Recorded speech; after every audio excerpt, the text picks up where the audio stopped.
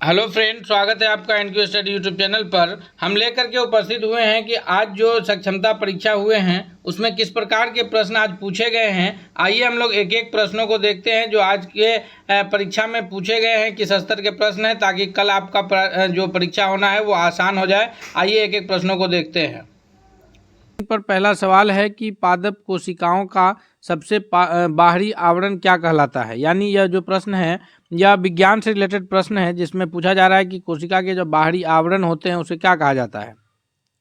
तो कोशिका को दो हिस्सों में बांटा गया है, एक जंतु कोशिका और एक पादप कोशिका। जंतु कोशिका में तमाम प्रकार के जीव जंतु आते हैं और पादप कोशिका में सभी प्रकार के पेड़ पौधे आते हैं।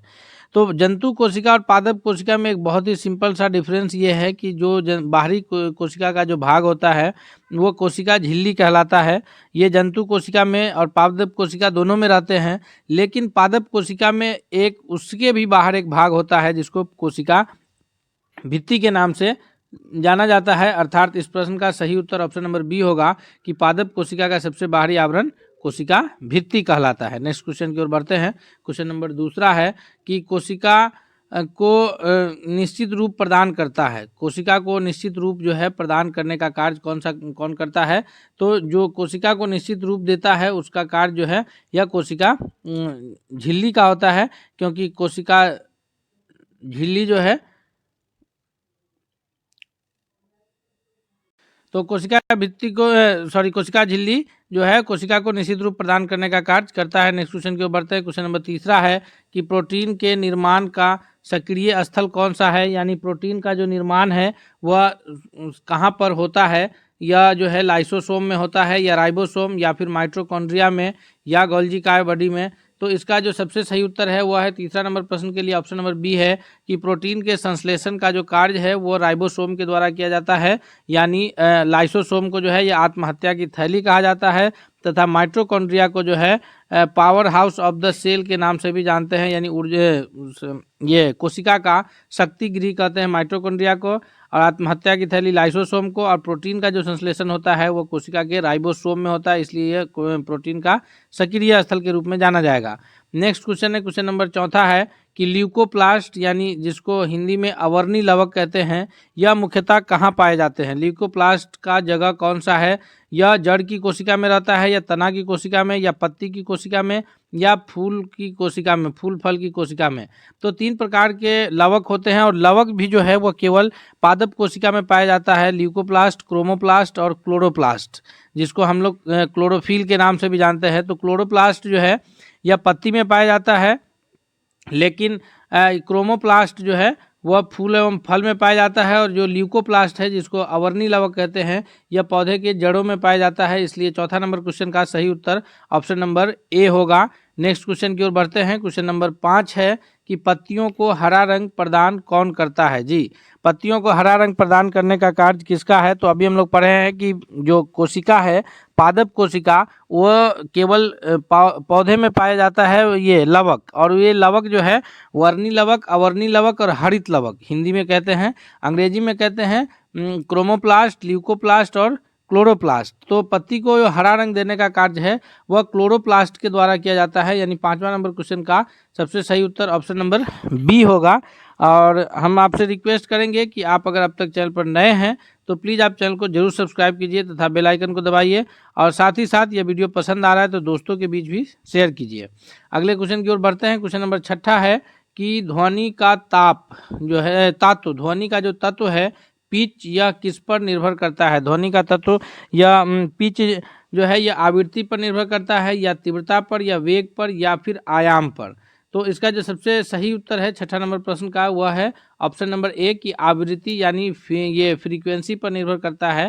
फ्रीक्वेंसी किसको कहते हैं कि एक सेकेंड में कितना बार जो है यह साइकिल पूरा कर रहा है वह उसकी फ्रीक्वेंसी कहलाएगी, और ध्वनि का जो पिच है वो फ्रीक्वेंसी पर ही निर्भर करता है। और याद रखिएगा कि ये जो पिच है यह महिलाओं का हाई और पुरुषों का कम होता है, इसी वजह से महिलाओं की जो आवाज़ है वो सुरीली होती है। नेक्स्ट क्वेश्चन है, क्वेश्चन नंबर 7वां है कि 20 हर्ट्ज से लेकर के 20,000 हर्ट्ज बारंबारता तक की ध्वनि निम्नलिखित में से क्या है। जो 20 हर्ट्ज से लेकर के 20,000 हर्ट्ज बारंबारता की जो ध्वनि है केवल मनुष्य इसी बीच के जो है आवृत्ति की ध्वनि को सुन सकता है। आवृत्ति का जो मात्रक है वो हर्ट्ज है, जिसको संकेत HZ से लिखते हैं। तो मनुष्य के द्वारा जो है 20 हर्ट्ज से लेकर के 20,000 हर्ट्ज तक की ही आवृत्ति की ध्वनि को सुना जा सकता है। इसलिए इसका नाम जो है 7वां नंबर प्रश्न का ऑप्शन डी होगा कि श्रव्य या ऑडिएबल, इंग्लिश में ऑडिएबल कहेंगे, श्रव्य या ऑडिएबल ध्वनि ये है। तरंग का जो ये आवृत्ति है वो 20 हर्ट्ज से 20,000 हर्ट्ज होता है। क्वेश्चन नंबर 8 है कि निम्न द्रव्यों में से कौन सबसे तेज यात्रा, निम्न द्रव्यों में से ध्वनि किसमें सबसे तेज यात्रा करेगी? तो ध्वनि का जो सबसे तीव्र यात्रा होगा, ध्वनि जो है वो निर्वात में यात्रा नहीं करती है, अर्थात सी तो ऑप्शन होगा ही नहीं। ध्वनि के यात्रा करने के लिए कोई ना कोई माध्यम का होना आवश्यक है, चाहे वो माध्यम ठोस हो, द्रव हो या गैस हो। तो जैसे ठोस में जो है ध्वनि की ये जो वेग है ध्वनि का वो सबसे अधिक होता है, द्रव में उससे कम होता है और गैस में सबसे कम होता है। इसलिए 8वां नंबर क्वेश्चन का सबसे सही ऑप्शन होगा ऑप्शन नंबर ए कि द्रव्यों में जो ध्वनि का तेज सबसे अधिक तेज जो है वो स्टील में होगा। ये जो ऑप्शन है इसके हिसाब से। नेक्स्ट क्वेश्चन है कि वायु में ध्वनि का वेग लगभग कितना होता है?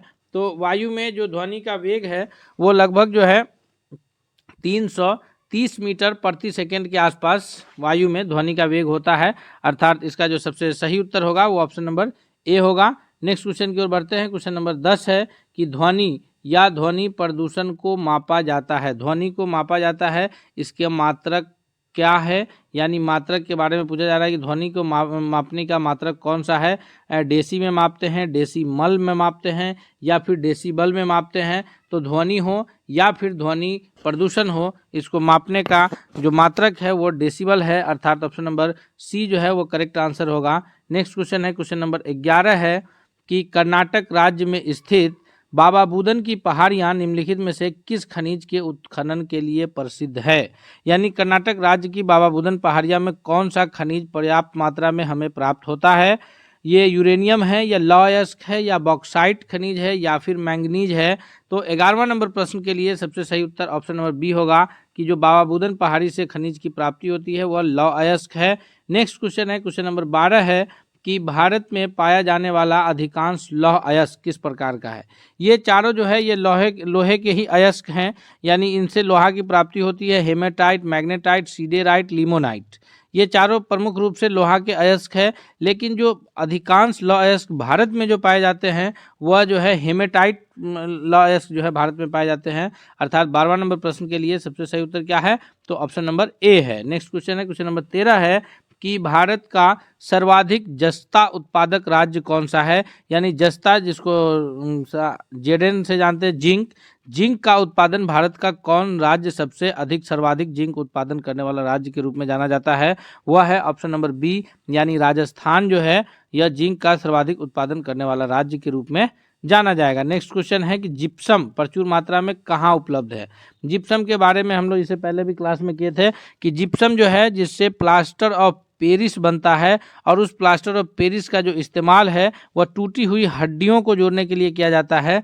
जिप्सम से प्लास्टर ऑफ पेरिस बनता है और ये जो प्रचुर मात्रा में पाया जाता है यह कौन से राज्य में पाया जाता है? तो इसका भी सबसे सही उत्तर है ऑप्शन नंबर डी कि राजस्थान राज्य में जिप्सम की प्राप्ति होती है और उससे प्लास्टर ऑफ पेरिस बनता है, जिससे टूटी हुई हड्डी को जोड़ने में सहायक होता है तथा ये मूर्ति वगैरह बनाने में भी इसका प्रमुख कार्य होता है। नेक्स्ट क्वेश्चन की ओर बढ़ते हैं। क्वेश्चन नंबर 15 है कि भारत के किस राज्य में विश्व का सबसे बड़ा थोरियम का भंडार है? जी, खनिज के भंडार के बारे में हम लोग देख रहे हैं एक एक प्रश्नों को, बहुत ही महत्वपूर्ण प्रश्न है और ये प्रश्न परीक्षा में संभावना है पूछे जाने के। तो इसका जो सबसे सही जवाब होगा वह होगा केरल, कि विश्व का जो सबसे बड़ा थोरियम का भंडार है वह केरल में है। विश्व का सबसे बड़ा थोरियम का भंडार कहाँ है?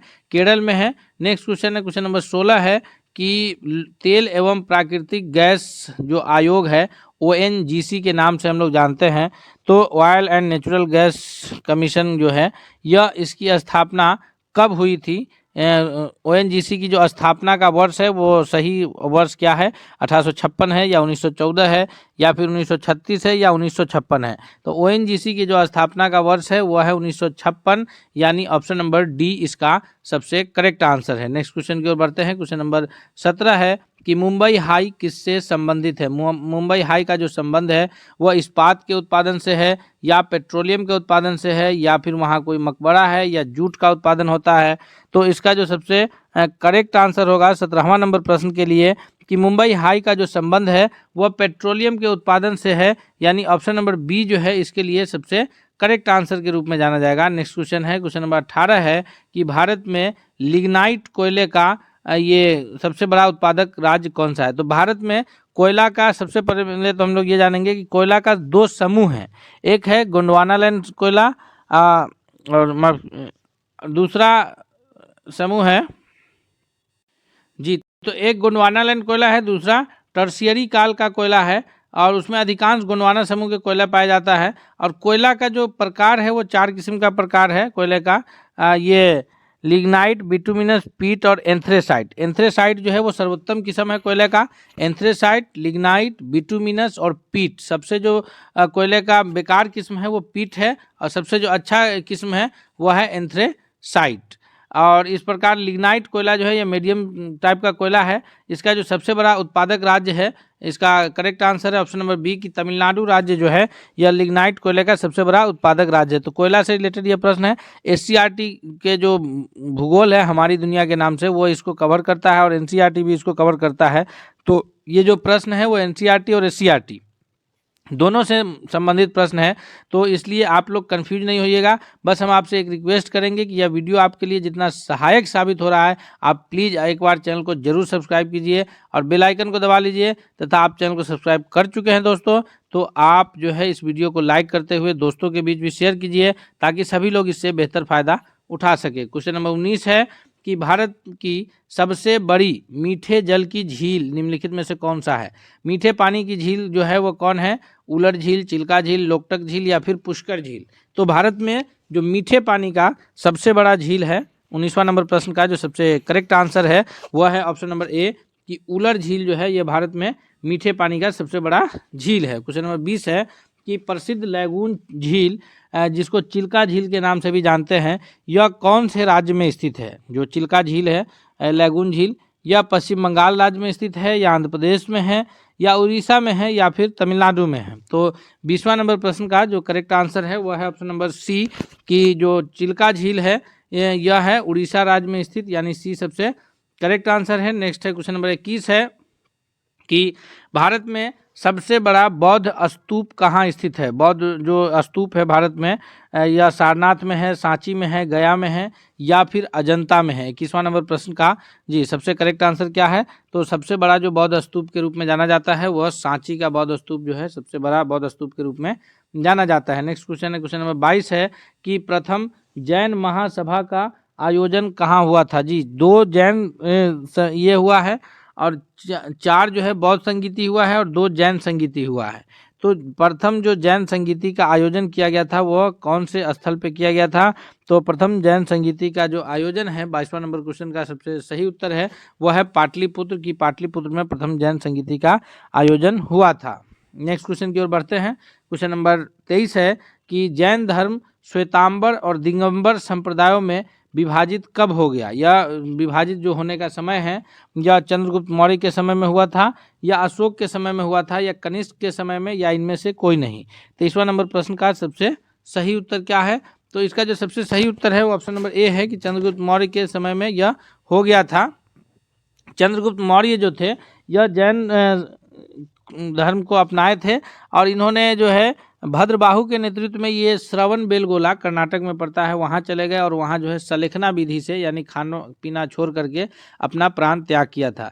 क्योंकि जो है भीषण अकाल पड़ने के कारण ये लोग बिहार से वहाँ गए थे, और उसके बाद जब लोग वापस आए 8 साल के बाद लगभग, तो पटना में जब संगीति हुई तो उसमें जो है 2 ग्रुप बट गए थे, एक श्वेतांबर और एक दिगंबर।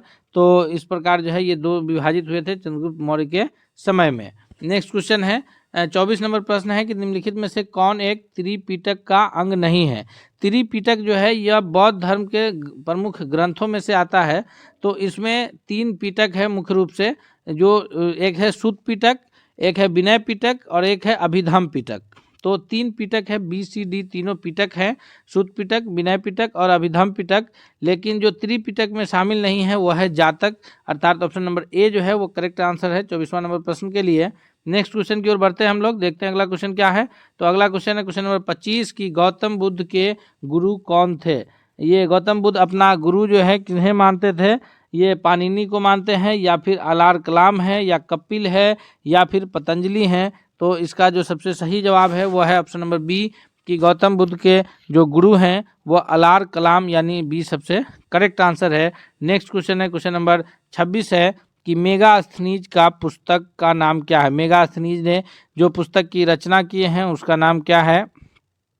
तो मेगास्थनीज के द्वारा जो पुस्तक की रचना की गई है यह सेल्यूकस निकेटर का राजदूत था, चंद्रगुप्त मौर्य के दरबार में आए थे और ये जो है इसका यूनानी शासक सेल्यूकस निकेटर के राजदूत थे और यहाँ आए तो इन्होंने अपनी एक पुस्तक की रचना की थी जिसका नाम है इंडिका, यानी ऑप्शन नंबर डी जो है इसका सबसे करेक्ट आंसर है 26वां नंबर प्रश्न के लिए कि इनके पुस्तक का नाम क्या है। तो इंडिका जो है इनके पुस्तक का नाम है। अगले सवाल की ओर बढ़ते हैं। सांची का स्तूप किसने बनवाया था। 27वां नंबर प्रश्न है कि सांची का स्तूप बनवाने का जो काम है वह अशोक के द्वारा किया गया है या गौतम बुद्ध के द्वारा या फिर चंद्रगुप्त के द्वारा या खरगेन के द्वारा। तो सांची के स्तूप का निर्माण जो है यह अशोक के द्वारा कराया गया था, यानी इस प्रश्न के लिए भी सबसे सही उत्तर 27वां नंबर क्वेश्चन के लिए ऑप्शन नंबर ए के रूप में जाना जाएगा। नेक्स्ट क्वेश्चन है क्वेश्चन नंबर 28 है कि श्रीनगर की स्थापना किस मौर्य शासक ने की थी। श्रीनगर की जो स्थापना है वो अशोक के द्वारा किया गया है या बिंदुसार हैं या फिर चंद्रगुप्त मौर्य हैं या दशरथ हैं। तो जो श्रीनगर की स्थापना है वो अशोक के द्वारा किया गया है, अर्थात ऑप्शन नंबर ए जो है 28वां नंबर प्रश्न का सबसे सही उत्तर के रूप में जाना जाएगा। नेक्स्ट क्वेश्चन है क्वेश्चन नंबर 29 है कि बिंदुसार की मृत्यु के समय अशोक एक प्रांत का गवर्नर था। चंद्रगुप्त मौर्य, अशोक जो है ये मौर्य वंश का शासक था। चंद्रगुप्त मौर्य के बाद जो है शासन मौर्य वंश का वो बिंदुसार के हाथों में गया जो कि चंद्रगुप्त मौर्य के पुत्र थे और उसके पश्चात जो है शासन अशोक के हाथ में गया। तो जिस वक्त बिंदुसार की मृत्यु हुई तो उस वक्त जो है अशोक कहाँ का गवर्नर था। इसका सही उत्तर है ऑप्शन नंबर ए कि वह उज्जैन का गवर्नर था और उसके बाद जो है अशोक जो है यह शासक बने। अगले सवाल की ओर बढ़ते हैं। नेक्स्ट क्वेश्चन है कि मौर्य काल में सीता से क्या तात्पर्य था। मौर्य काल में सीता जो है यह देवी के लिए उपयोग होता था या धार्मिक संप्रदाय था कोई या फिर राजकीय भूमि से प्राप्त आय था या ऊषण भूमि था। तो इसका जो सबसे सही उत्तर है वो ऑप्शन नंबर सी है कि मौर्य काल में जो सीता से तात्पर्य है वह है राजकीय भूमि से प्राप्त आय के रूप में सीता का इस्तेमाल होता था। नेक्स्ट क्वेश्चन है क्वेश्चन नंबर 31 है। क्वेश्चन नंबर 31 क्या कह रहा है कि किस सूफी को बख्तियार काकी यानी भगवान रोटी वाला कहा गया था। यह जो सूफी का सिलसिला है उसमें कौन सी सूफी शामिल है। शेख नसीरुद्दीन है या ख्वाजा कुतुबुद्दीन है या सलीम चिश्ती है या फिर निजामुद्दीन औलिया है।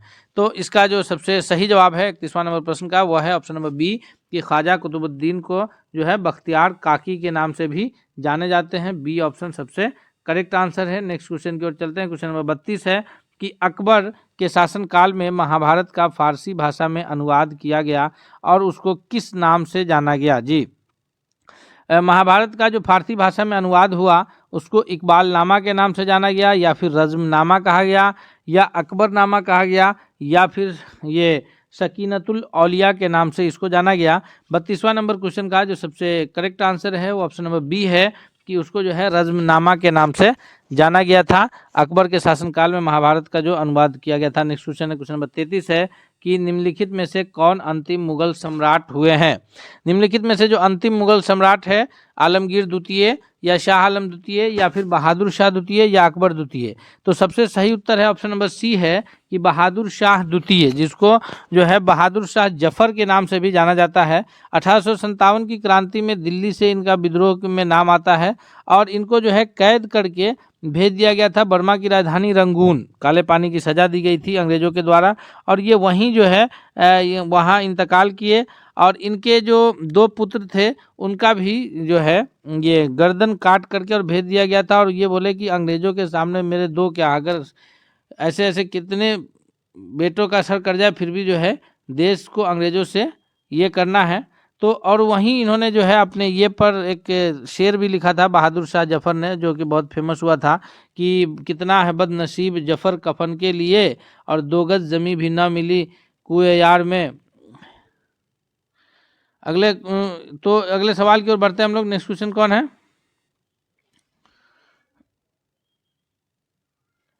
अकबर द्वारा बनवाए गए उपासना भवन या पूजा गृह का क्या नाम था? अकबर द्वारा जो बनवाए गए भवन था, 34वां नंबर क्वेश्चन का सबसे करेक्ट आंसर है वो है ऑप्शन नंबर सी, कि वह इबादत खाना के नाम से जाना जाता था। जो अकबर के द्वारा बनवाया गया भवन था, जहाँ इबादत खाना के रूप में वह जाना गया। नेक्स्ट क्वेश्चन की ओर बढ़ते हैं। अगला क्वेश्चन है क्वेश्चन नंबर 35 है कि रामचरितमानस के लेखक तुलसीदास किसके शासनकाल से संबंधित है? यानी तुलसीदास के द्वारा जो रामचरितमानस का रचना किया गया उस समय भारत में किनका शासनकाल चल रहा था? तो सबसे सही उत्तर के रूप में ऑप्शन नंबर डी जाना जाएगा कि यह अकबर के शासनकाल में जो है रामचरितमानस की रचना की गई है। हम लोग आगे प्रश्नों को देखते हैं एक एक करके। हम आपसे एक बार फिर रिक्वेस्ट करते हैं कि अगर आप अब तक चैनल पर नए हैं तो प्लीज़ आप चैनल को सब्सक्राइब करके बेल आइकन को दबा लीजिए, ताकि कोई भी वीडियो का अपडेट आए तो सबसे पहले आप तक पहुंचे। और अगर आप चैनल को सब्सक्राइब कर चुके हैं तो आप वीडियो को लाइक कीजिए, दोस्तों के बीच शेयर कीजिए, ताकि सभी लोग इससे फ़ायदा उठा सके। क्वेश्चन नंबर 36 है कि भारत में ईस्ट इंडिया कंपनी का पहला गवर्नर जनरल कौन था? जी, भारत में ईस्ट इंडिया कंपनी का जो पहला गवर्नर जनरल है वो रॉबर्ट क्लाइव है या फिर वारेन हेस्टिंग है।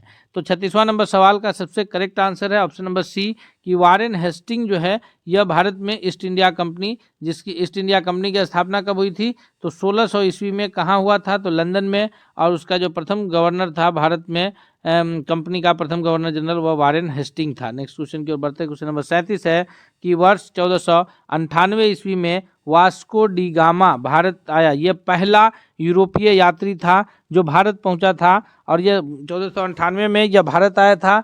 और यह कब कहाँ पर पहुंचा था?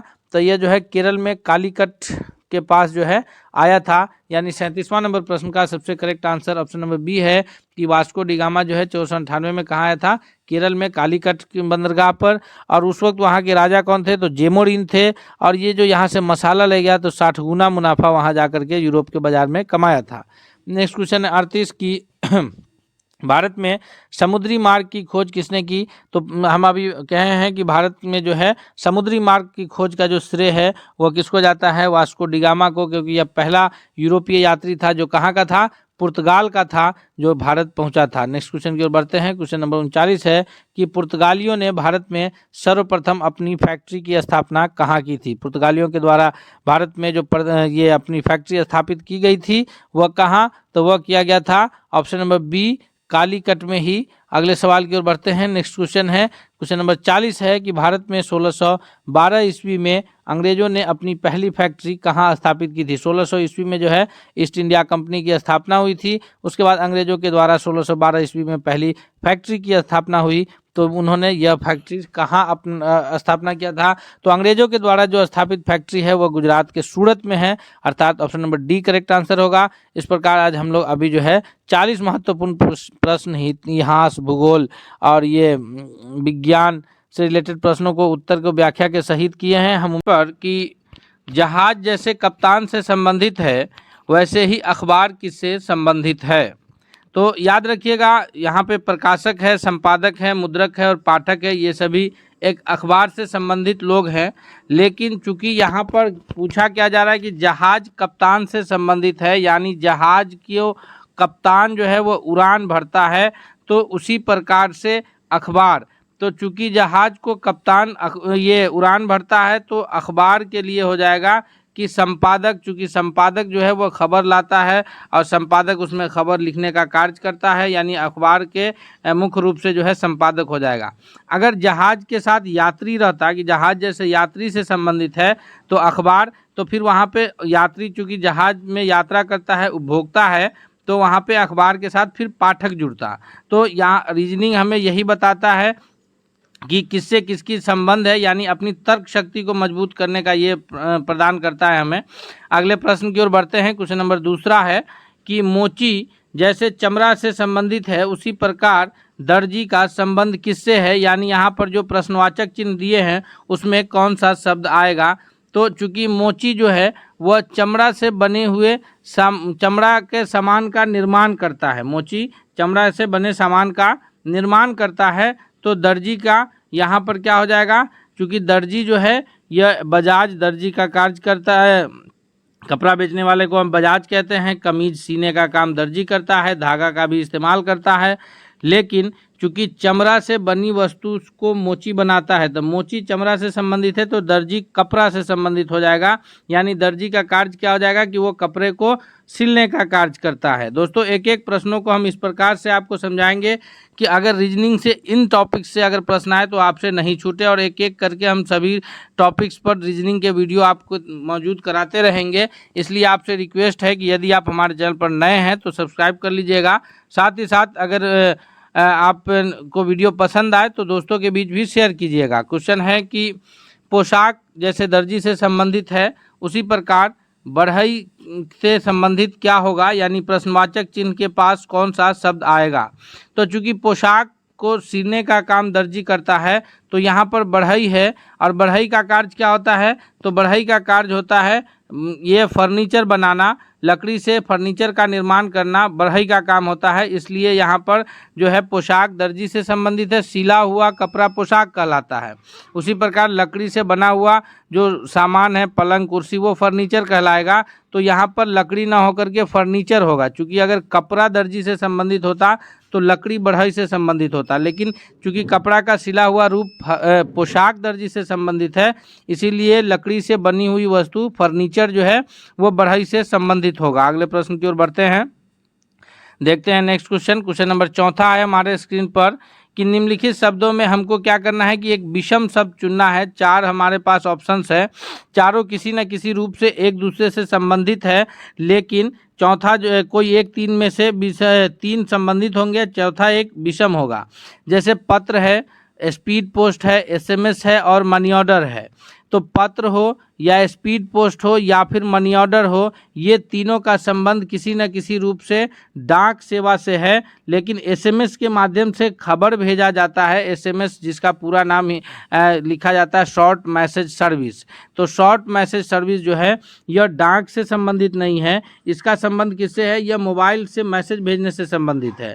पत्र, स्पीड पोस्ट और मनी ऑर्डर ये तीनों डाक सेवा से संबंधित है। लेकिन MMS है, MMS यानी मल्टीमीडिया मैसेज सर्विस। MMS भी मोबाइल से ही भेजा जाता है, MMS मल्टीमीडिया मैसेज सर्विस। तो यह मल्टीमीडिया मैसेज सर्विस जो है यह डाक से संबंधित नहीं है। इसलिए विषम शब्द के रूप में ये हो जाएगा option number C correct answer हो जाएगा। नेक्स्ट सवाल की ओर बढ़ते हैं। क्वेश्चन नंबर 5 है कि निम्नलिखित शब्दों से हमें क्या करना है कि विषम शब्द को चुनना है। यहाँ भी 4 ऑप्शंस है, जिसमें से 3 किसी न किसी रूप से संबंधित हैं, चौथा एक विषम है। जैसे देखिए वर्ग फीट है, वर्ग इंच है और वर्ग मीटर है। तो फीट हो या इंच हो या मीटर हो, इसमें हम लोग लंबाई को मापते हैं। क्योंकि जब वर्ग फीट, वर्ग इंच हो या वर्ग मीटर आएगा तो इसका मतलब है कि वो क्षेत्रफल को नापेगा। किसी भी चीज़ के जो 2 डायमेंशनल होंगे यानी 2 विमीय आकृति का क्षेत्रफल को वो नापेगा, चाहे वो खेत हो, जगह हो या कोई भी आकृति का क्षेत्रफल नापना हो, त्रिभुज चतुर्भुज का। तो वर्ग मीटर में या वर्ग फीट में या वर्ग इंच में उसका क्षेत्रफल नापा जाएगा। लेकिन क्योंकि वर्गमूल है, तो वर्गमूल जो है वो एक मैथमेटिक्स में वर्गमूल निकालते हैं हम लोग, तो यहाँ पर ये उससे भिन्न है। तो option number B correct answer हो जाएगा कि विषम शब्द क्या है, वर्गमूल है। नेक्स्ट सवाल की ओर बढ़ते हैं कि जैसे समाचार पत्र जो है वह पाठक से संबंधित है, उसी प्रकार रोटी किससे संबंधित होगा। यहाँ पर ऑप्शंस में हमें क्या प्रश्नवाचक जो चिन्ह है वहाँ पे हमें कौन सा शब्द आएगा। बेकर यानी रोटी बनाने वाला आएगा, या फिर उपभोक्ता आएगा, या खरीदार आएगा, या फिर गेहूं आएगा। तो यहाँ पर कंफ्यूज नहीं होइएगा, क्योंकि गेहूं की रोटी तैयार की जाती है, खरीदार रोटी को खरीदता है, लेकिन उपभोक्ता जो होगा वो डायरेक्ट रोटी की सेवन करेगा। खरीदार रोटी खरीद करके वो किसी को दान भी कर सकता है, स्वयं भी सेवन कर सकता है, लेकिन जो उपभोक्ता होगा वो डायरेक्ट रोटी की सेवन करेगा, चाहे वो खरीद के करे या किसी से ले के करे या जैसे भी करे।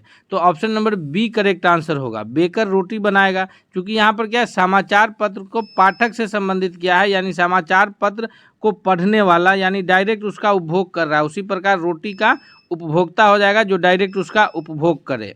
अगले प्रश्न की ओर बढ़ते हैं। नेक्स्ट सवाल है क्वेश्चन नंबर जो 7वां है, यह जो है रिलेशन से संबंधित है, रिश्ते नाते से संबंधित है। इसमें थोड़ा सा कन्फ्यूजन होता है, लेकिन जब आप ध्यान से इसको समझ लीजिएगा तो फिर इस पर आधार पर कोई भी प्रश्न आए तो हम गारंटी कहते हैं कि वो आपसे नहीं छूटेगा।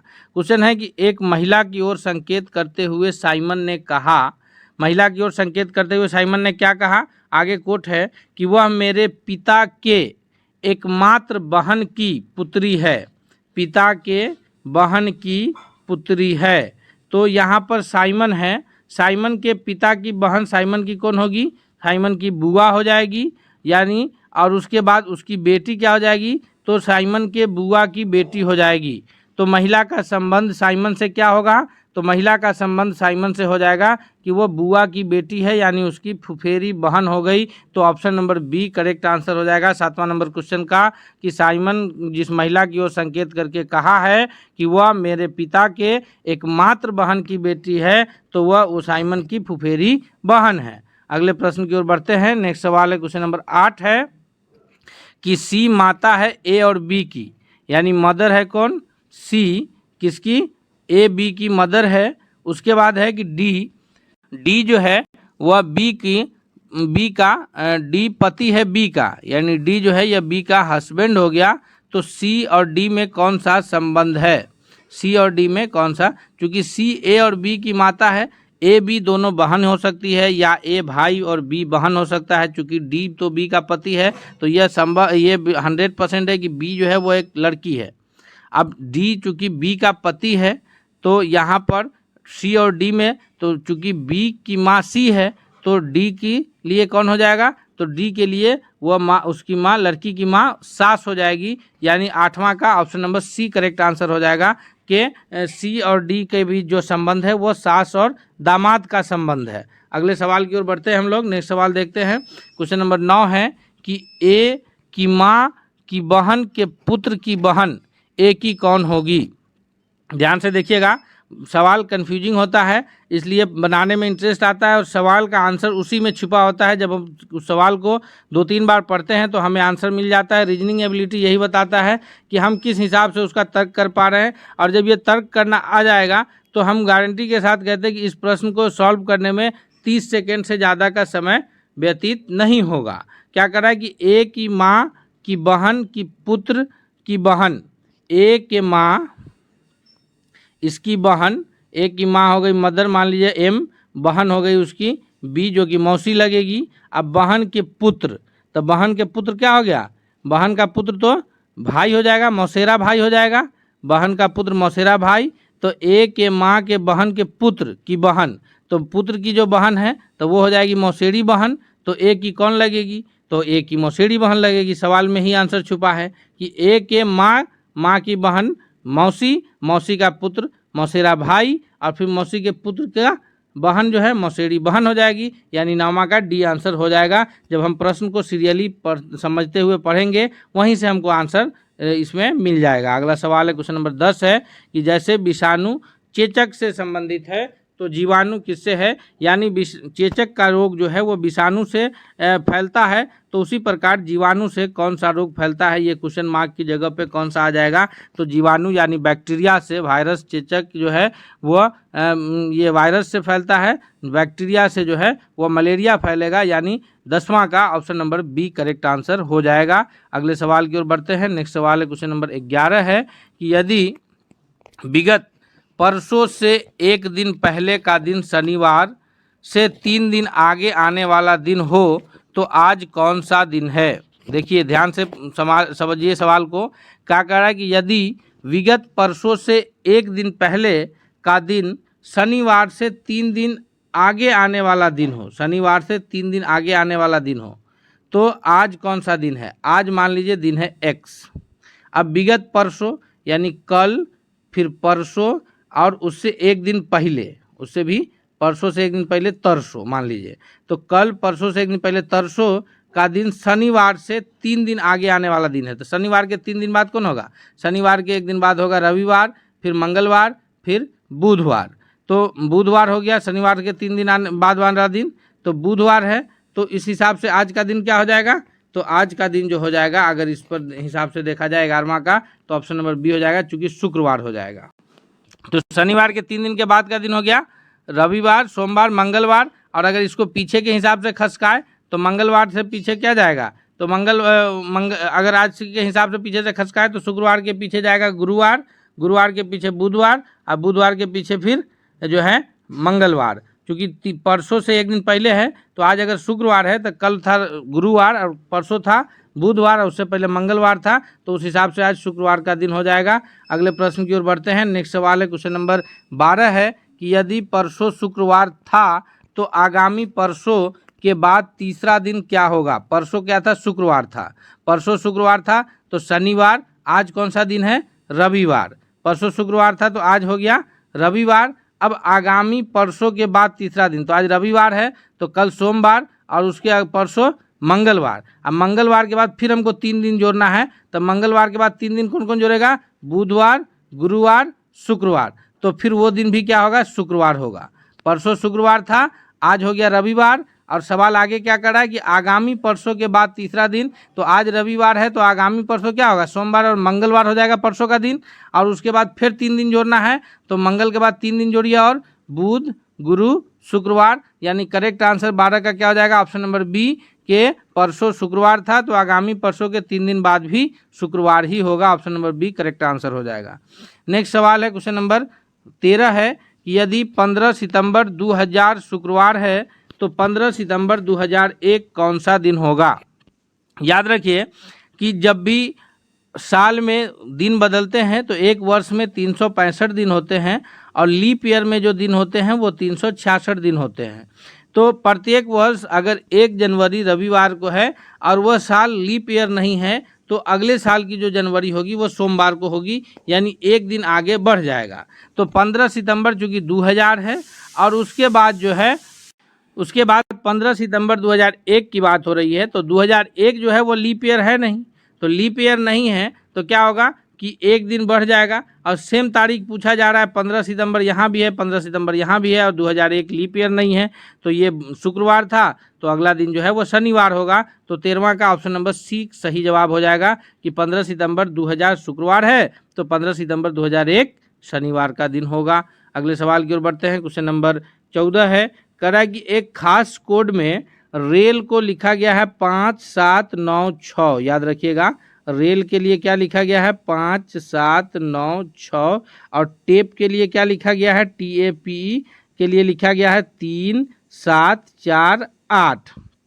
तो हमको उसी कोड में पेयर का लिखना है, तो खोजिए ध्यान से क्या आंसर होगा। आप लोग भी कमेंट करके हमें उत्तर पहले बता सकते हैं। ध्यान दीजिएगा, आर की जगह पे 5 है, आर की जगह पे 5 है, ए की जगह पर 7 है, आई की जगह पर 9 है और एल की जगह पे 6 है। उसी प्रकार टी की जगह 3 है, ए की जगह पुनः 7 है, पी की जगह 4 है और ई की जगह 8 है। तो हमें खोज लेना है पी है, पी की जगह पे क्या है? 4, तो पी की जगह पे 4 आ जाएगा। उसके बाद ए है, ए की जगह पे देखिए दोनों में ऑप्शन में 7 है तो ए की वैल्यू 7 हो गई। आई की वैल्यू 9 है तो आई की वैल्यू क्या हो गई? आई की वैल्यू हम लोग लिख लेंगे 9। उसके बाद जो है फिर क्या है?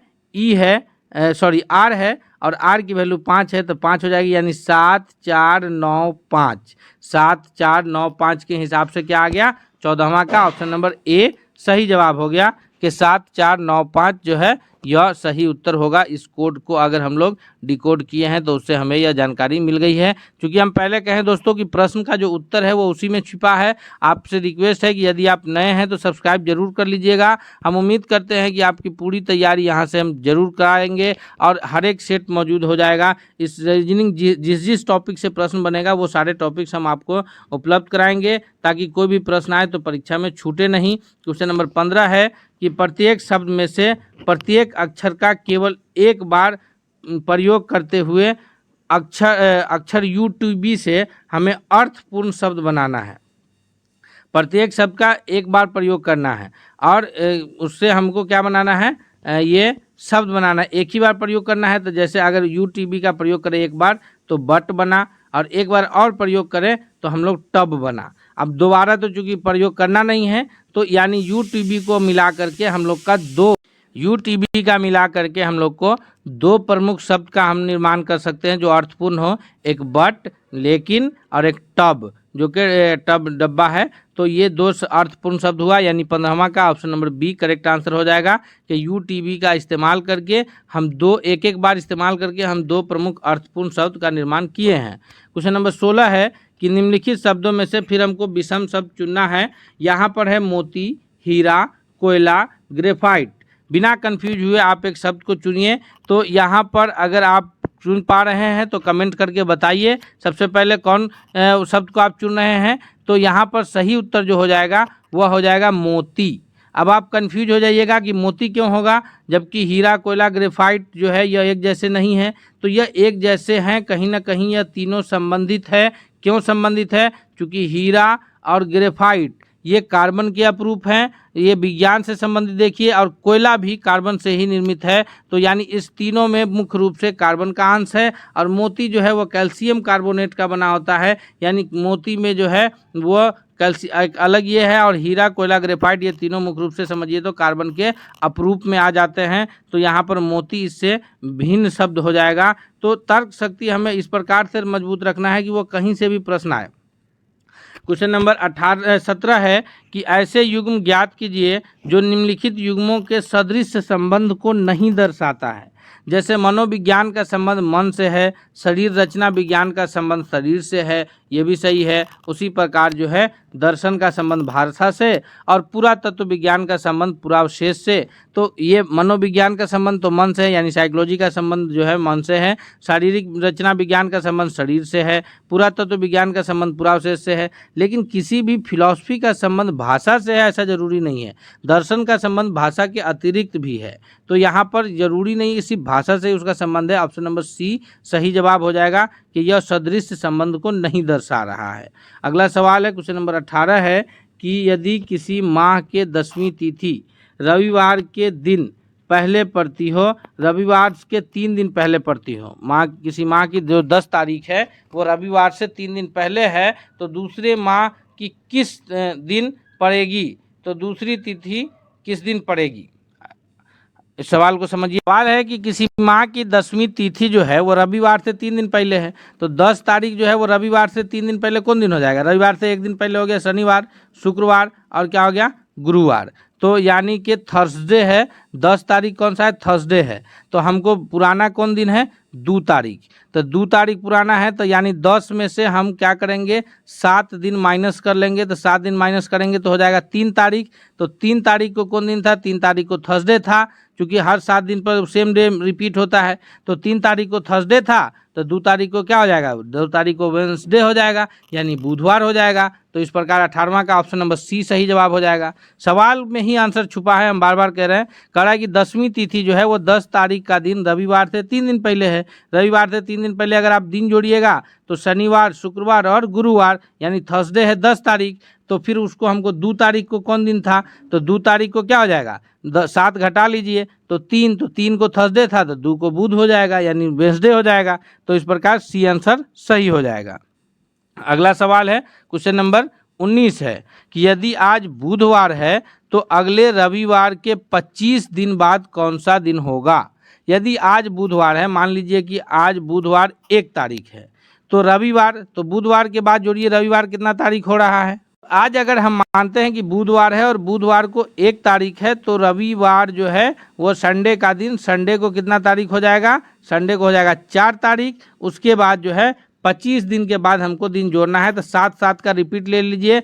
4 अगर संडे है तो फिर 7 4 11 भी संडे होगा, फिर 11 के बाद 7 18 भी संडे होगा, और 18 के बाद जो है 7 25 भी ये संडे हो जाएगा। तो ये 7 3 दिन हुआ तो 21 दिन पूरा। तो 21वां दिन इतवार होगा, तो 22वां दिन सोमवार, 23वां दिन मंगल, 24वां दिन बुध और 25वां दिन बृहस्पति, यानी ऑप्शन नंबर सी सही जवाब हो जाएगा। आज अगर बुधवार है तो रविवार के 25 दिन के बाद कौन सा दिन होगा? बृहस्पतिवार। कैसे जोड़े हैं? आज बुधवार मान लीजिए 1 तारीख है तो रविवार 4था तारीख हो गया, 7 दिन यानी 11 को रविवार होगा, 18 को रविवार होगा, 25 को रविवार होगा। तो इसमें दिन कितना निकल गया हमारा? दिन निकल गया हमारा इसमें 21 दिन। तो 22वां हो गया रविवार के बाद, फिर कौन सा दिन?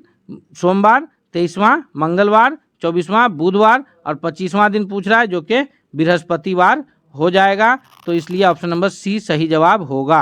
अगला सवाल है 20वां नंबर सवाल है कि निम्नलिखित शब्दों में से फिर हमको एक विषम शब्द को चुनना है।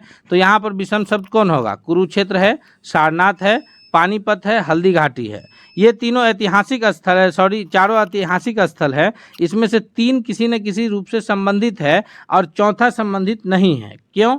तो यहाँ पर ध्यान से देखिए। तो अगर देखिएगा तो कुरुक्षेत्र, पानीपत और हल्दी घाटी, यहाँ तीनों जगह पर राजाओं ने अलग अलग समय में लड़ाइयाँ लड़ी है, यानी यहाँ पर युद्ध हुए हैं। लेकिन सारनाथ में कोई युद्ध नहीं हुआ है। यहाँ पर गौतम बुद्ध ने अपना पहला धार्मिक उपदेश दिया है, जिसको प्रथम धर्म चक्र प्रवर्तन के नाम से जानते हैं। तो ऑप्शन नंबर बी सही जवाब हो जाएगा। ऐतिहासिक स्थल तो है लेकिन युद्ध क्षेत्र नहीं है। बाकी हरियाणा में कुरुक्षेत्र हो, चाहे पानीपत हो या फिर यह हल्दी घाटी हो, ये सभी जो है यह ऐतिहासिक ऐसे स्थल है। विज्ञान से रिलेटेड प्रश्न है कि जीव विज्ञान के जनक के रूप में किन्हें जाना जाता है, यानी किनको जो है फादर ऑफ द बायोलॉजी कहा जाता है। तो फादर ऑफ द बायोलॉजी के नाम से जो शख्स जाने जाते हैं उनका नाम है एरिस्टोटल, यानी अरस्तु को जो है जीव विज्ञान का पिता कहा जाता है। नेक्स्ट क्वेश्चन की ओर बढ़ते हैं हम लोग। दूसरा क्वेश्चन क्या है? दूसरा क्वेश्चन है कि नील आर्मस्ट्रॉन्ग ने चंद्रमा पर कदम कब रखा? नील आर्मस्ट्रॉन्ग जो है ये पहले व्यक्ति हैं जिन्होंने चंद्रमा पर अपना पहला कदम रखा था, यानी चांद पर जाने वाले ये पहले व्यक्ति हैं। नील आर्मस्ट्रॉन्ग के साथ हालांकि एक और व्यक्ति साथ ही गए थे, लेकिन चूंकि इन्होंने पहला कदम रखा था इसलिए इनका नाम याद रहता है, उनका नाम हम लोग भूल जाते हैं। नील आर्मस्ट्रॉन्ग के साथ में जो व्यक्ति गए थे उनका नाम था एडविन एल्ड्रिन, याद रखेंगे हम लोग। और नील आर्मस्ट्रॉन्ग, तो नील आर्मस्ट्रॉन्ग ने चंद्रमा पर जो अपना पहला कदम रखा था वो 21 जुलाई 1969 ईस्वी को, यानी ऑप्शन नंबर सी जो है वो सबसे सही उत्तर के रूप में जाना जाएगा। नेक्स्ट क्वेश्चन की ओर चलते हैं। क्वेश्चन नंबर तीसरा है कि प्रकाश वर्ष किसका मात्रक है?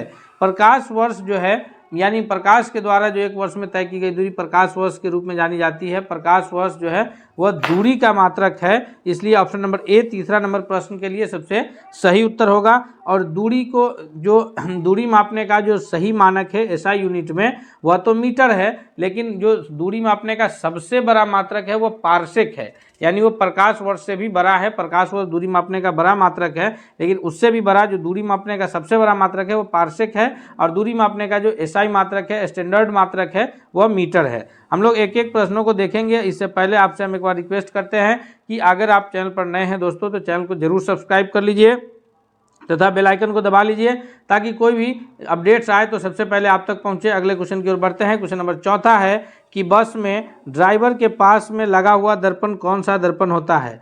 तो बस में जो ड्राइवर के पास में लगा दर्पण होता है, जो साइड मिरर के रूप में इस्तेमाल किया जाता है, बस हो या कोई भी 4 व्हीलर हो या मोटरसाइकिल हो, इन सभी गाड़ियों में जो दर्पण का प्रयोग किया जाता है वह है उत्तल दर्पण, यानी ऑप्शन नंबर ए जो है वो चौथा नंबर क्वेश्चन के लिए सही उत्तर होगा। उत्तल दर्पण का इस्तेमाल क्यों होता है? क्योंकि उत्तल दर्पण में हमेशा वस्तु से छोटा प्रतिबिंब बनता है। बाकी जो सामान्य दर्पण है जिसे समतल दर्पण कहेंगे उसमें वस्तु के बराबर बनता है, और अवतल दर्पण में वस्तु से बड़ा भी बनता है और एक केस में वस्तु से छोटा प्रतिबिंब भी बनता है। तो इसलिए जो है अवतल दर्पण का जो प्रयोग है वह जनरली यूज किया जाता है किसमें? हजामती दर्पण के रूप में। नेक्स्ट क्वेश्चन की ओर बढ़ते हैं। क्वेश्चन नंबर पांचवा है कि हीरे की जो चमक होती है उसका कारण क्या है? हीरा क्यों चमकता है? इसका सबसे बड़ा कारण यह है कि हीरा जो है एक तो सबसे कठोर पदार्थ है, इस रूप में भी जाना जाता है। दूसरा, हीरे के चमकने का कारण यह है कि हीरा के द्वारा जो है वो पूर्ण आंतरिक परावर्तन होता है। इंग्लिश में इसको जो है टोटल इंटरनल रिफ्लेक्शन के नाम से जानते हैं। पूर्ण आंतरिक परावर्तन के कारण जो है हीरा इतना चमकता हुआ प्रतीत होता है, यानी पांचवा नंबर प्रश्न का सबसे सही उत्तर जो है वो ऑप्शन नंबर बी के रूप में जाना जाएगा। नेक्स्ट क्वेश्चन की ओर बढ़ते हैं। क्वेश्चन नंबर छठा है कि सूर्य की ऊष्मा जो पृथ्वी तक आती है वो कैसे पहुंचती है? तो सूर्य की ऊष्मा जो पृथ्वी तक पहुंचती है वह तेज गति के कारण या विकिरण के द्वारा या तरंगों के द्वारा या फिर कम गति के द्वारा। तो सूर्य की जो प्रकाश की किरण है, सूर्य के प्रकाश को पृथ्वी तक आने में लगभग 8 मिनट 20 सेकंड का समय लगता है, लगभग में 8 मिनट याद रखेंगे हम लोग। और ये जो उष्मा सूरज की रोशनी में जो हम लोग बैठते हैं और गर्मी का उससे एहसास होता है, तो यह उष्मा इस वजह से आती है पृथ्वी तक, विकिरण के द्वारा जो है यह उष्मा सूरज की पहुंचती है कहाँ, पृथ्वी तक। नेक्स्ट क्वेश्चन है, क्वेश्चन नंबर 7वां है कि वायुमंडल का सबसे ऊपरी भाग में वायुमंडल के ऊपरी भाग में ओजोन हमारी रक्षा किससे करता है। तो ओजोन परत जो है, जो O3 के रूप में जाना जाता है, यह ओजोन जो हमारी रक्षा करता है वो पाराबैंगनी किरणों से हमारी रक्षा करता है। और अगर पाराबैंगनी किरण पृथ्वी तक पहुंच जाए तो उससे सबसे बड़ी बीमारी ये होगी कि चर्म रोग जो है, स्किन डिजीज जो है वो प्रॉब्लम्स होगा। तो ये ओजोन जो है उसको रक्षा करता है। लेकिन लगातार जो इस्तेमाल हो रहा है साइंस में और क्लोरोफ्लोरोकार्बन गैस का जो उत्सर्जन हो रहा है मोटर गाड़ियों से, एसी से, रेफ्रिजरेटर से, तो इससे ओजोन परत में क्षय होने का लगातार खतरा बना हुआ है। इसीलिए जो है वायुमंडल को संरक्षण हेतु आवश्यक है कि अधिक से अधिक पेड़ पौधे लगाए जाने चाहिए। नेक्स्ट क्वेश्चन की ओर बढ़ते हैं। क्वेश्चन नंबर 8वां है कि एनीमोमीटर का उपयोग किसके लिए किया जाता है। यानी कि एनीमोमीटर के द्वारा जो है क्या मापा जाता है, वह उष्मा के वेग को गति के वेग को मापता है, या फिर उष्मा के वेग को, या पवन के वेग को, या फिर ऊर्जा के वेग को। तो 8वां नंबर क्वेश्चन का जो सही उत्तर है कि एनीमोमीटर के द्वारा जो है वह पवन के वेग को मापा जाता है, यानी ऑप्शन नंबर सी जो है सबसे सही जवाब है। 9वां नंबर क्वेश्चन है कि इंसुलिन की खोज कौन किए थे। जी, इंसुलिन की खोज करने वाले जो है वो बैंटिंग है, या फिर डोमेक ने, या रोनाल्ड रॉस ने, या फिर हार्वे ने। तो 9वां नंबर क्वेश्चन का जो सबसे सही जवाब होगा दोस्तों वो ऑप्शन नंबर ए है कि ये इंसुलिन की जो खोज है वो बैंटिंग ने किया था। और रोनाल्ड रॉस जो है वो मलेरिया की खोज जो है करने के रूप में जाने जाते हैं। मलेरिया की जंग रॉस के संग ये जो है SCERT का जब हम लोग किताब पढ़ते हैं तो 5वां के ही किताब में, क्लास के किताब में हमें ये जानकारी मिलती है। रोनाल्ड रॉस जो है वो मलेरिया की खोज के बारे में जाने जाते हैं। नेक्स्ट क्वेश्चन है, क्वेश्चन नंबर 10 है कि किस धातु का गलनांक सबसे अधिक होता है। यानी कौन सी धातु उच्च ताप के कारण जो है पिघलता है।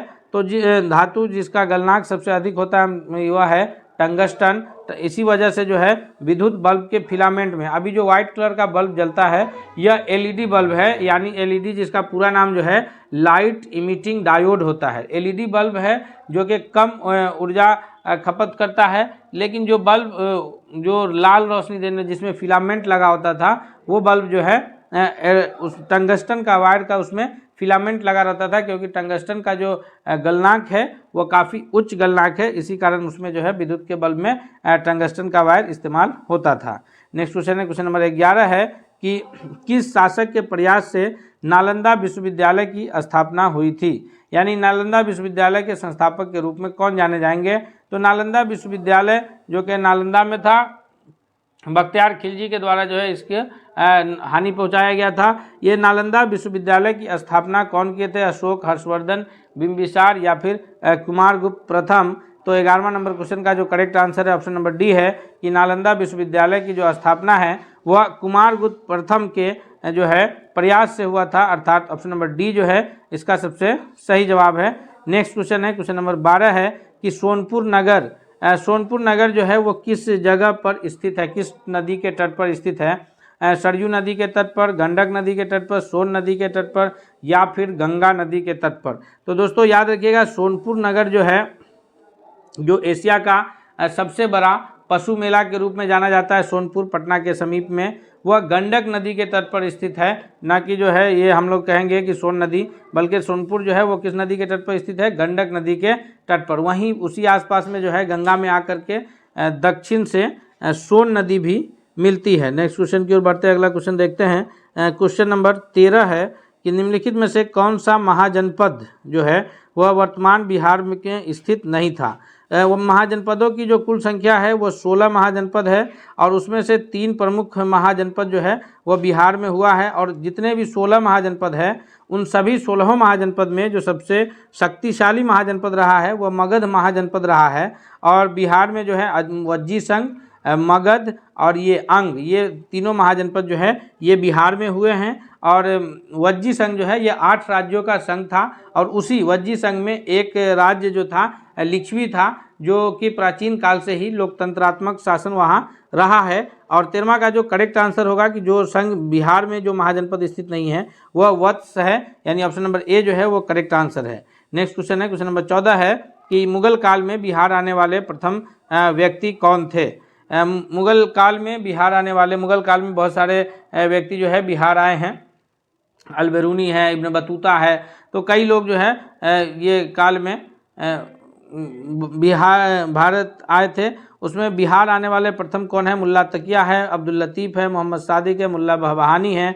तो 14वां नंबर क्वेश्चन का जो सबसे सही उत्तर है वह है ऑप्शन नंबर ए कि मुल्ला तकिया जो है वो मुगल काल में बिहार आने वाले प्रथम विदेशी यात्री है। नेक्स्ट क्वेश्चन है 15 है कि अशोक का शिलालेख कहाँ से प्राप्त हुआ है। अशोक का जो ये लघु शिलालेख है, अशोक का जो यह लघु शिलालेख है यह केसरिया से प्राप्त हुआ है या रामपुरवा से, वैशाली से या फिर सासाराम से। तो करेक्ट आंसर के रूप में जो है वो ऑप्शन नंबर ए जाना जाएगा कि अशोक का लघु शिलालेख जो है वह सहस्राम से प्राप्त हुआ है। केसरिया का स्तूप जो है वह केसरिया का स्तूप के रूप में जाना जाता है, जो कि ये बिहार के चंपारण जिले में स्थित है, मोतिहारी में। नेक्स्ट क्वेश्चन है क्वेश्चन नंबर 15 कि भारत का सबसे ऊंची मूर्ति कहाँ है। जी, भारत का जो सबसे ऊंची मूर्ति है वो हरमंद साहिब है, हम्पी है या फिर स्टैचू ऑफ यूनिटी है। भारत की जो सबसे ऊंची मूर्ति के रूप में जाना जाता है वह स्टैचू ऑफ यूनिटी के नाम से जाना जाता है, जो गुजरात राज्य में लौह पुरुष सरदार वल्लभ भाई पटेल के द्वारा जो है लौह पुरुष सरदार वल्लभ भाई पटेल के मूर्ति का अनावरण किया गया है नर्मदा नदी के घाट पर। और ये जो यूनिटी इस वजह से याद रखने के लिए क्योंकि देश जब स्वतंत्र हुआ था तो उस वक्त पूरे भारत में 562 रियासतें थी और ये सरदार वल्लभ भाई पटेल के नेतृत्व में सभी रियासतों का विलय जो है भारत में हुआ। सभी छोटे बड़े जितने भी रियासतें थी, चाहे उसके खिलाफ जो है सैनिक अभियान करने पड़े या समझौते से जो है, लेकिन सभी रियासतें को संगठित करके एक एकीकृत भारत को बनाने का, निर्माण करने का काम उन्होंने किया था। और इसी याद में जो है उनकी सबसे बड़ी मूर्ति जो है स्टैचू ऑफ यूनिटी के नाम से स्थापित किया गया है। नेक्स्ट क्वेश्चन की ओर बढ़ते हैं। क्वेश्चन नंबर 17 है कि हमारा जो राष्ट्रीय ध्वज है तिरंगा, उसका लंबाई चौड़ाई का अनुपात कितना है। हमारे राष्ट्रीय ध्वज के तिरंगा के जो लंबाई चौड़ाई का करेक्ट अनुपात है वह 2:2, 2:3 या 3:2। तो हम सभी को पता है कि हमारा जो राष्ट्रीय ध्वज है लंबाई थोड़ा सा लंबा है इन कंपैरिजन टू चौड़ाई थोड़ा सा उससे कम है।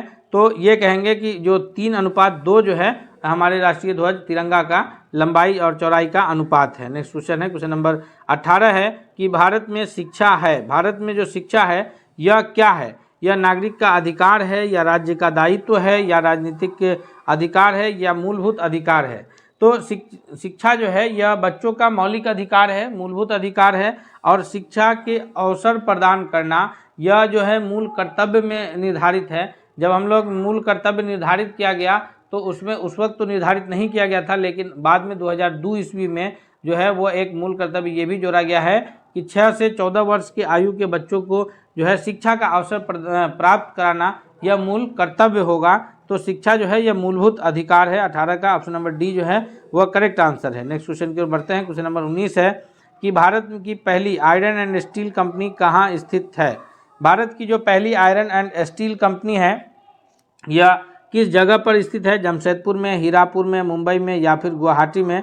इस प्रश्न का जो सबसे सही उत्तर है वो ऑप्शन नंबर ए के रूप में जाना जाएगा कि जमशेदपुर में जो है आयरन एंड स्टील कंपनी स्थित है। नेक्स्ट क्वेश्चन की ओर बढ़ते हैं। क्वेश्चन नंबर 20 है कि भारत में समुद्री तट रेखा वाले राज्यों की संख्या कितनी है। यानी जब हम लोग प्रायद्वीपीय भारत की स्थिति को देखते हैं तो इधर जितने भी राज्य हैं, पश्चिम बंगाल से शुरू होकर के फिर उड़ीसा, आंध्र प्रदेश, उसके बाद जो है तमिलनाडु, उसके बाद जो है फिर इधर केरल, कर्नाटक, उसके बाद जो है ये महाराष्ट्र, गोवा, इन सभी राज्यों को जब हम लोग काउंट करेंगे तो उन सारे तट रेखा वाले राज्यों की जो कुल संख्या होगी वो 9 राज्य जो है इनका तट जो है वो समुद्रों से टकराता है। तो समुद्री तट रेखा वाले भारत के 28 राज्यों में से 9 राज्य हैं जिनका जो है ये, और इस इलाका को इसी वजह से जो है प्रायद्वीपीय भारत कहते हैं क्योंकि 3 ओर से यह पानी से घिरा है। अगले सवाल की ओर बढ़ते हैं। इससे पहले हम आपसे एक बार फिर रिक्वेस्ट करते हैं कि दोस्तों अगर आप चैनल पर अब तक नए हैं तो प्लीज़ सब्सक्राइब करके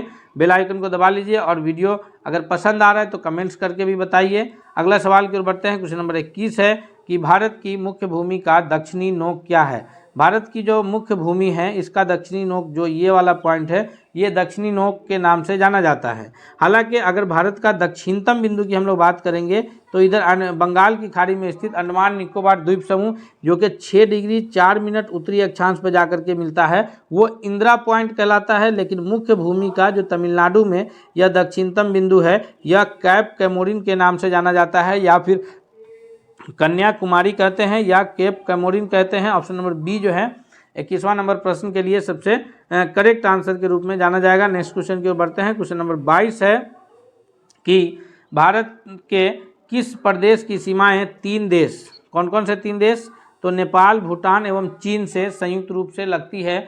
वह कौन सा देश, भारत का वह कौन सा राज्य है जिसकी सीमाएं जो है वो नेपाल से भी लगती है, अरुणाचल प्रदेश वो भूटान से भी लगती है, और चीन से भी। भारत का वह राज्य मेघालय है, अरुणाचल प्रदेश है, पश्चिम बंगाल है, या सिक्किम है। तो अगर हम लोग भारत के मैप को यहाँ पर ध्यान से देखेंगे तो सिक्किम की जो स्थिति बनती है उसमें, जो सिक्किम की यहाँ पर जो स्थिति बनती है,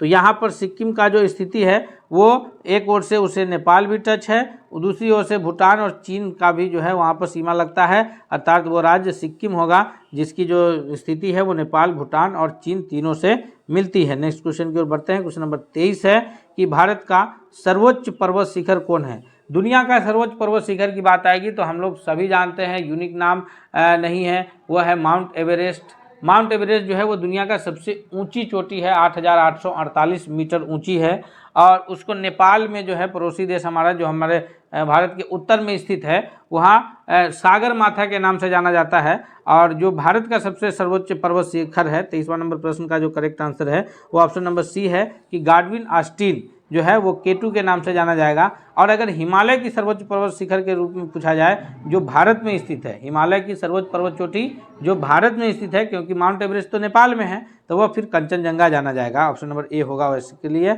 और गाडविन ऑस्टिन जो है ये भारत की सर्वोच्च पर्वत शिखर है।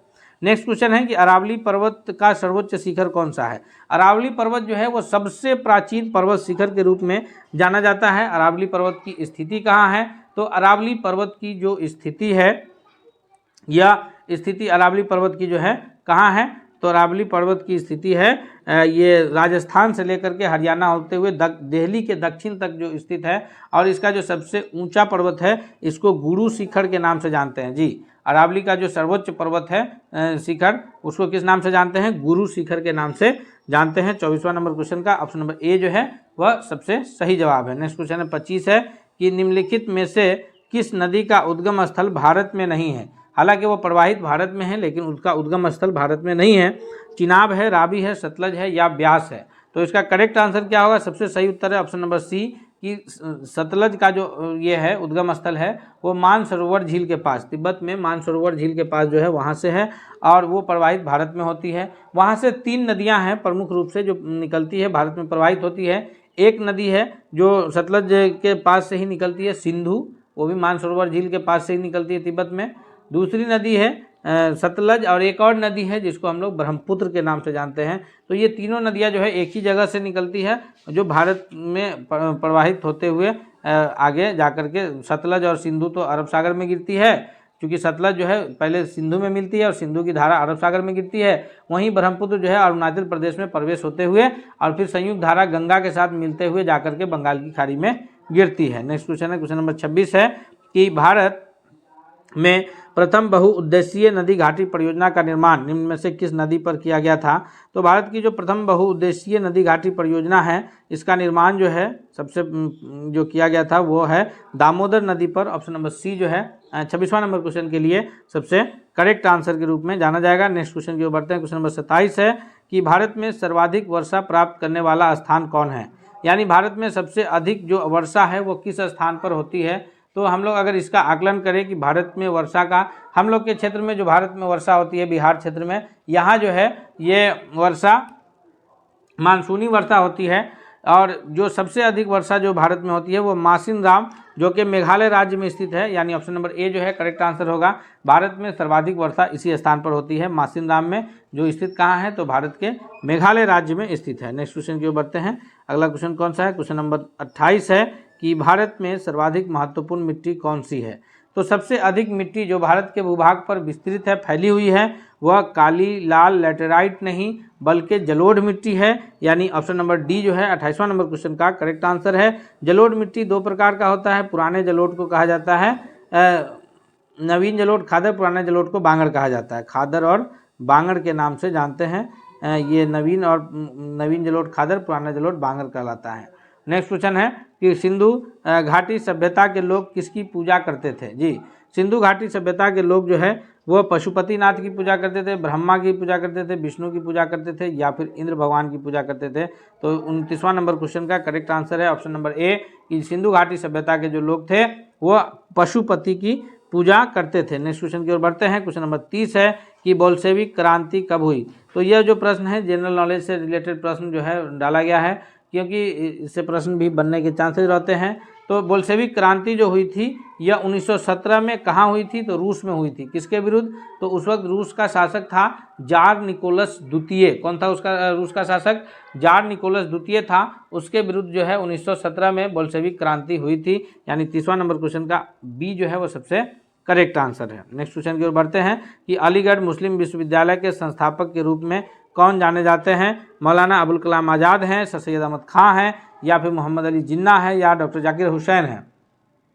तो इसका जो सबसे करेक्ट आंसर है 31वां नंबर क्वेश्चन का ऑप्शन नंबर सी बी है कि सर सैयद अहमद खां जो है यह AMU यानी अलीगढ़ मुस्लिम यूनिवर्सिटी के संस्थापक के रूप में जाने जाते हैं, और इन्होंने सबसे पहले वहाँ पर जो है 1869 में खोला था कॉलेज, एक मोहम्मदन एंग्लो ओरिएंटल कॉलेज के नाम से। बाद में वही कॉलेज जो है फिर अलीगढ़ मुस्लिम यूनिवर्सिटी के रूप में आज वहाँ मौजूद है। अगला क्वेश्चन है क्वेश्चन नंबर 32 है कि प्रथम विश्व युद्ध के दौरान भारत में लोकप्रिय होने वाला आंदोलन कौन सा था। तो प्रथम विश्व युद्ध हुआ कब, प्रथम विश्व युद्ध हुआ था 1914 से लेकर के 18 के बीच चला था। द्वितीय विश्व युद्ध 1939 से लेकर के 45 के बीच चला है। तो प्रथम विश्व युद्ध के समय जो है आंदोलन जो चला था भारत में, ये आंदोलन कौन सा था, तो उस वक्त जो आंदोलन चला था वो होम रूल लीग आंदोलन था। 1916-17 में यह चला था प्रमुख रूप से, और इसको जो है मुख्य रूप से कौन कौन मिलकर चलाए थे, तो इस आंदोलन को जो है चलाने में एनी बेसेंट और फिर जो है बाल गंगाधर तिलक का नाम आता है। नेक्स्ट क्वेश्चन की ओर बढ़ते हैं। क्वेश्चन नंबर 33 है। इससे पहले हम एक बार आपसे फिर रिक्वेस्ट करते हैं कि अगर आप चैनल पर नए हैं तो जरूर सब्सक्राइब कर लीजिए दोस्तों, और वीडियो पसंद आ रहा है तो लाइक करते हुए दोस्तों के बीच भी शेयर कीजिए ताकि सभी लोग इससे फ़ायदा उठा सके।